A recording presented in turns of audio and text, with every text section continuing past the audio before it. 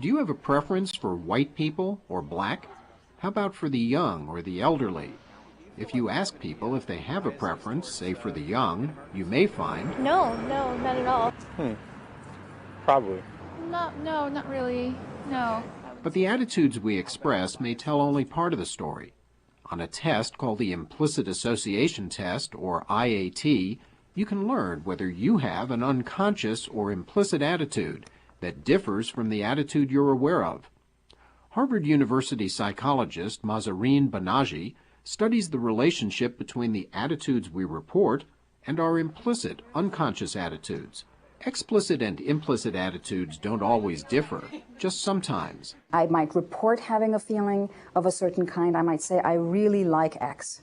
But the implicit attitude need not always fit with that. In other words, it's something that resides a little bit below the surface of conscious awareness. Along with colleagues Brian Nosek and Tony Greenwald, Banaji developed the IAT.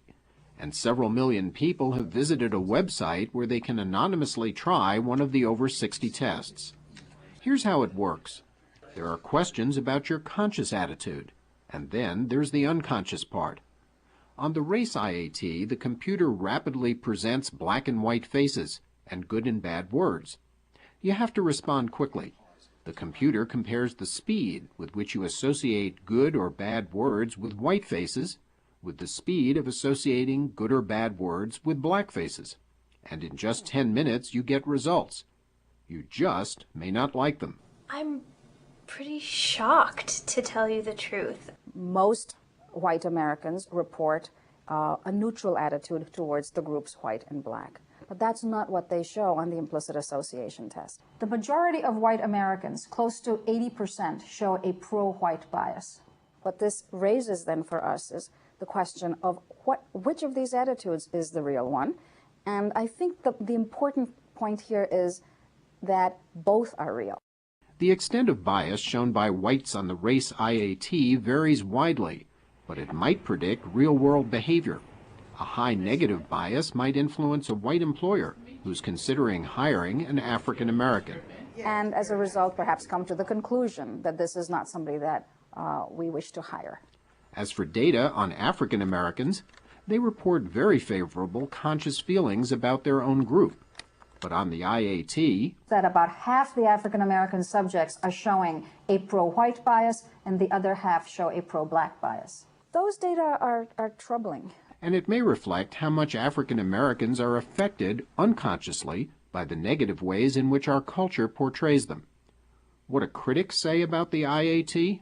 Is the IAT measuring anything other than just a simple association?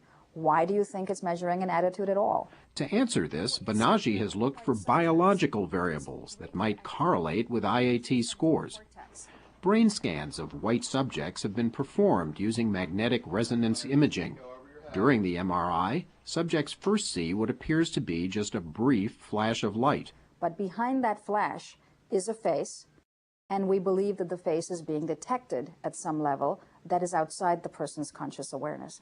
But a part of the brain associated with emotional learning, the amygdala, responds. In this brain scan for white subjects, what you see in this orange area, which is the amygdala, is greater activity when one sees black faces rather than white faces.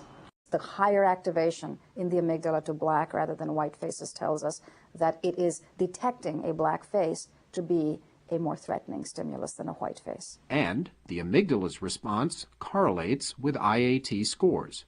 What you see here for white subjects is that the greater their race bias as measured by the IAT, the greater is the activity in the amygdala as well. When we show that these two measures overlap in the way in which they do, it begins to tell us that maybe they're tapping the same kind of things. We would argue that the activation in the amygdala is a good measure of what the implicit attitude might be. But when white subjects in the scanner see black and white faces for longer time periods, the amygdala becomes less active. The prefrontal cortex, or PFC, which is involved in emotion regulation, takes over. And this helps us to have a less biased, overt response. And what is being learned from the age IAT? That it shows the largest bias of any we've seen. People do show more positive conscious attitudes towards the elderly as they themselves age, but whether you are age 8 or age 80, you seem to show the same negative implicit attitude towards the elderly. given that explicit and implicit attitudes can differ, people now have an opportunity to ask themselves what they wish to do. Tools like these now make it possible for us to confront a part of ourselves that was not otherwise visible. And Banaji says if we choose to, we can use such awareness to de-bias ourselves. First, research shows that implicit attitudes can be modified. Changing the environment can change implicit attitudes. So changing the frequently biased media reports about minorities into unbiased ones might affect implicit attitudes. And second, although we can't literally force our implicit attitudes to change, The other is that we can change our conscious attitudes. We know we have control over them. And as we begin to show that conscious attitudes do have impact on the unconscious ones, that's another way to go. What I now need to do is to be especially vigilant of what I can control, and in so doing, perhaps affect the implicit as well.